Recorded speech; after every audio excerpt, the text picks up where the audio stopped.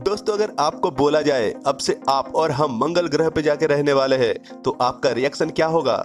और शायद आप यही सोचेंगे, ऐसा तो सिर्फ साई-फाई मूवी में ही हो सकता है।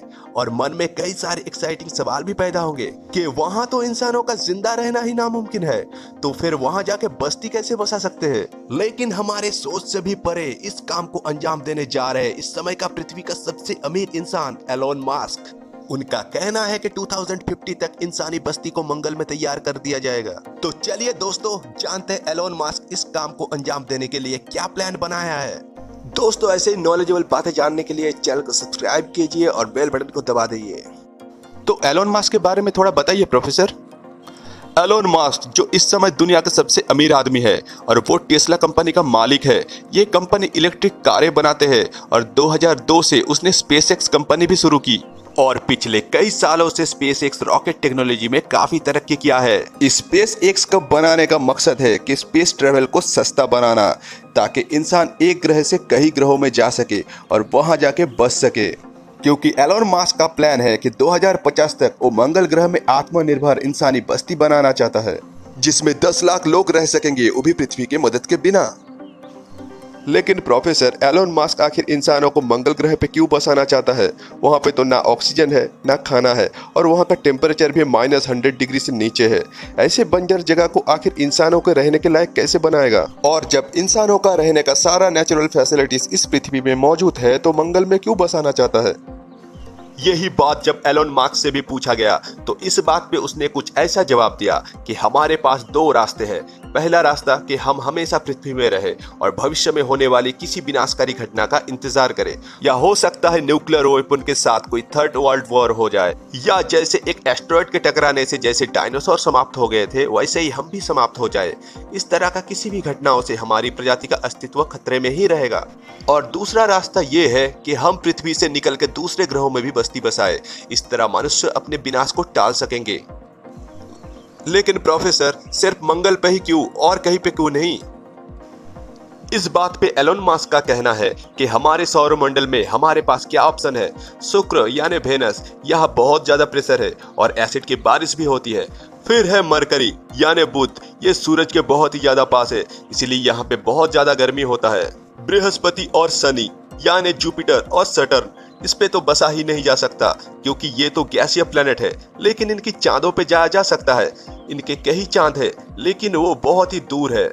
और हम अपने पृथ्वी के चांद पे भी रह सकते थे, लेकिन एक बड़ी बस्ती के हिसाब से काफी छोटा पड़ जाएगा और यहाँ कोई वायुमंडल भी नहीं है, और इसीलिए मंगल ही सबसे अच्छा ऑप्शन है। लेकिन मंगल पृथ्वी के मुकाबले सूरज से काफी दूर है और इसीलिए ये ठंडा है। मंगल पे तापमान कुछ -60 डिग्री के जैसा है। इसमें एलोन मस्क का कहना है कि ये थोड़ा ठंडा है पर इसे गर्म किया जा सकता है।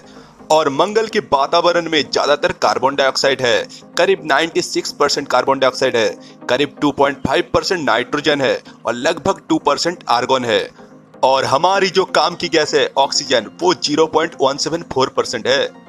और मंगल का जो व्यास है वो पृथ्वी से लगभग आधे है। मंगल ग्रह की ग्रेविटी भी पृथ्वी के मुकाबले 1/3 है। मतलब मंगल पे आप पृथ्वी की तुलना में काफी दूर छलांग मार सकते हैं। मंगल और पृथ्वी अपने अक्ष पे लगभग एक ही स्पीड पे घूमता है, इसलिए मंगल के एक दिन पृथ्वी के एक दिन के मुकाबले सिर्फ 40 मिनट बड़ा होता है। एलोन मस्क और नासा के हिसाब से ये सब कुछ देखते हुए अगर इंसान के पास कोई सेकंड ऑप्शन है वो सिर्फ मंगल है।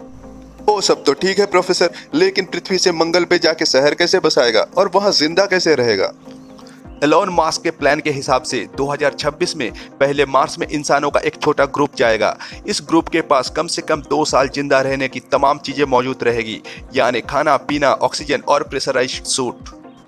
लेकिन इस ग्रुप के वहां जाने से पहले एक प्रोटेक्टर शेल्टर बनाना बहुत ही जरूरी है, क्योंकि मार्स पे मिट्टी की धूल की तूफान इंसानों का नुकसान पहुंचा सकता है। इस प्रोटेक्टिव शेल्टर मार्स में मौजूद मिट्टी से ही बनाया जाएंगे, लेकिन जब मार्स में इंसान मौजूद ही नहीं है तो ये शेल्टर बनाएंगे कौन? सुनने में अजीब लगेगा, पर ये शेल्टर मार्स में मौजूद रोबोट्स बनाएंगे। ये आर्टिफिशियल इंटेलिजेंस रोबोट को इंसानों से पहले मार्स पे भेजा जाएगा। ये एक खास किस्म का रोबोट्स होंगे जो वैसे तो अलग अलग हिस्सों में काम कर सकेंगे, पर जरूरत पड़ने पे वो आपस में जुड़ सकेंगे। ये रोबोट्स इंसानों के मुकाबले काफी फास्ट काम करेंगे, जिसमें कैमरा, सेंसर्स, मिट्टी खोदने के लिए एक्सकवेटर्स और 3D प्रिंटर्स यूनिट भी लगे होंगे। सोलर एनर्जी से चलने वाला ये रोबोट्स पहले तो सेंसर्स की मदद से एक खास किस्म की मिट्टी ढूंढेंगे। जिस जगह पे वो खास किस्म का मिट्टी ज्यादा पाया जाएगा वहीं पे वो अपना बेस यूनिट कायम कर लेंगे। इस रोबोट्स में से जिसका काम बैगिंग का होगा वो उस जगह को खोद के मिट्टी को कलेक्ट करेगा और फिर छोटे छोटे रोबोट्स ये मिट्टी रिफाइनिंग यूनिट तक लेके जाएंगे। रिफाइनिंग के बाद ये मिट्टी 3D प्रिंटर्स यूनिट तक लेके जाएगा जो एक एक करके 3D प्रिंट करते जाएंगे और कई महीनों तक ये काम ऐसे ही चलता रहेगा, जिसको अर्थ से बैठकर भी मॉनिटर किया जाएगा। शेल्टर्स कंप्लीट होने के बाद स्टार्ट होगा रोबोट्स का दूसरा फेज। अब मार्स पे पहली बार इंसानों का एक ग्रुप लैंड करेगा। क्योंकि इंसान यहाँ पहली बार लैंड करेंगे इसलिए इनके पास काफी ज्यादा सामान भी मौजूद होगा। मार्स पे मौजूद रोबोट्स इंसानों को वहां वेलकम करेगा और उनका सामान उठा के बेस यूनिट तक लेके जाएंगे और बेस यूनिट के अंदर छोटे छोटे यूनिट्स को रखा जाएगा जो ऑटोमेटिक इन्फ्लेट हो जाएंगे।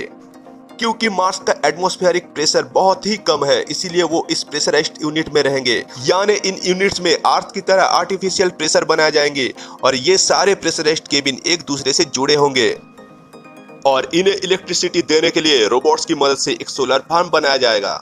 अगर किसी इंसान को बेस यूनिट से बाहर जाना होगा तो एक स्पेशल गार्ड केबिन के दरवाजे में आके फिक्स हो जाएगा ताकि दरवाजा खोलने से अंदर की प्रेशर लीक ना हो। अब बारी है मार्स पे एक ग्रीन हाउस बनाने की ताकि मार्स पे वेजिटेशन किया जा सके। मार्स पे स्टार्टिंग में पोटैटोस और बीन्स लगाए जाएंगे। ग्रीन हाउस के अंदर प्लांट्स जैसे जैसे बड़े होंगे उनमें से एक चीज निकलेगा और वो मार्स पे होना बहुत ही जरूरी है और वो है ऑक्सीजन।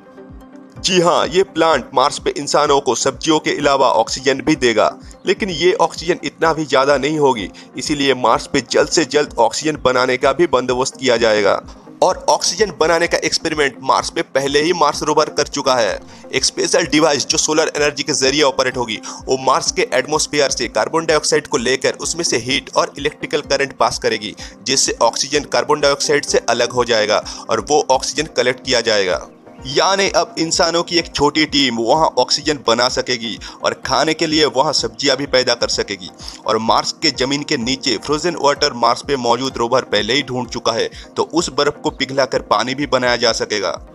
और ये सब अगर सही तरीके से हुआ तो मार्स पे भेजे जाने वाले इंसान अब बगैर अर्थ की मदद से जिंदा भी रह सकेंगे और वक्त पड़ने पे वापस पृथ्वी की तरफ रवाना भी कर सकेंगे। क्या इंसानों को हमेशा ऐसे ही ग्लास हाउस के अंदर रहना पड़ेगा क्या? क्योंकि वहां वेदर तो बहुत ही ज्यादा ठंडा है।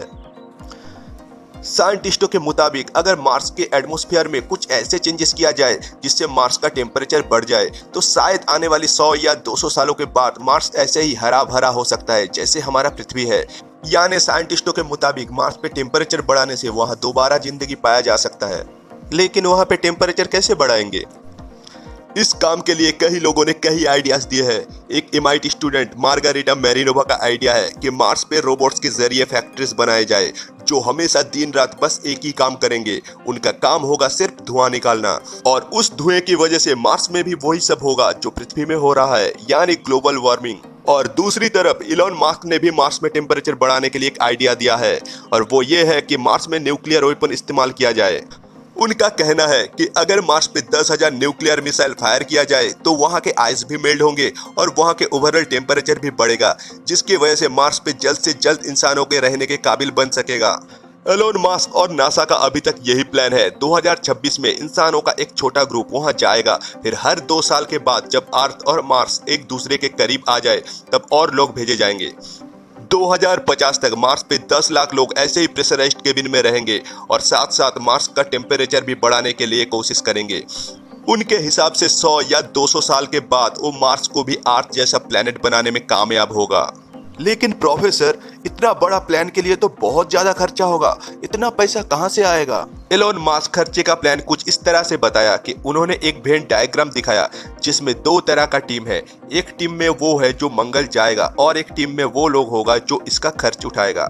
मस्क के मुताबिक एक आदमी का मंगल जाने का खर्चा उतना ही होना चाहिए जितना अमेरिका में एक घर खरीदने का खर्चा होता है, यानी $2 लाख, मतलब 1.5 करोड़ रुपए।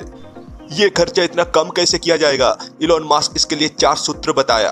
पहला, फुल रीयूजेबिलिटी। रॉकेट और स्पेसशिप जैसी बड़ी चीज जो इस मिशन में काम आएगी उन्हें दोबारा इस्तेमाल किया जा सके।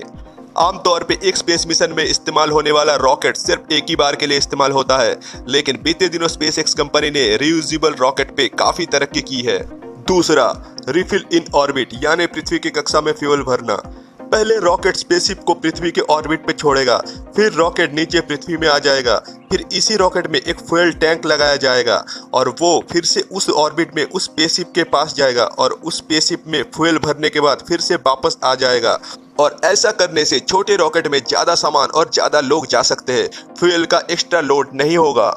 मास्क के मुताबिक ऐसा करने से मिशन का खर्चा 5 गुना कम हो जाएगा। और तीसरा, वही फ्यूल मंगल में बनाना। मंगल में शहर बनाने के लिए स्पेसशिप को वापस पृथ्वी में भेजना पड़ेगा और इसके लिए चाहिए कि मंगल में ही ये फ्यूल बनाया जाए।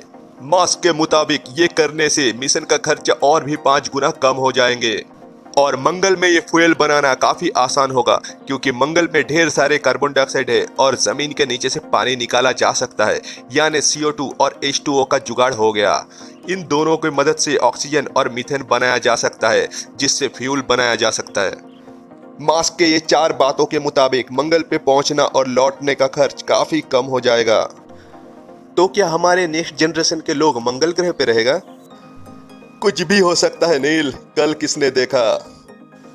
दोस्तों, अगर मंगल के फ्यूचर के बारे में अगर कुछ भी जानने को मिला तो इस वीडियो को एक लाइक कर दीजिए और चैनल को सब्सक्राइब कर दीजिए। धन्यवाद। जय हिंद।